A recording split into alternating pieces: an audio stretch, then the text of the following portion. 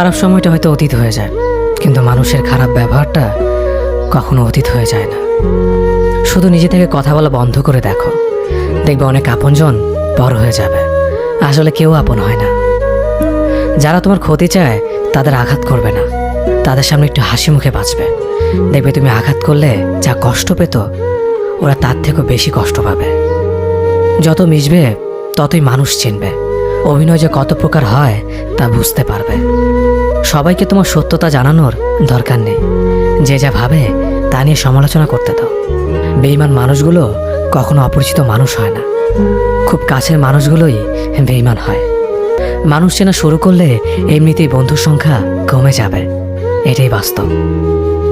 3টি কথা মনে রাখবেন: যে তোমাকে সাহায্য করে তাকে কখনো ভুলে যেও না, যে তোমাকে ভালোবাসে তাকে কখনো ঘৃণা করো না, যে তোমাকে বিশ্বাস করে তাকে কখনো ঠকিও না। ধোঁকা একজনেই দেয়, কিন্তু বিশ্বাস সবার উপর থেকে উঠে যায়।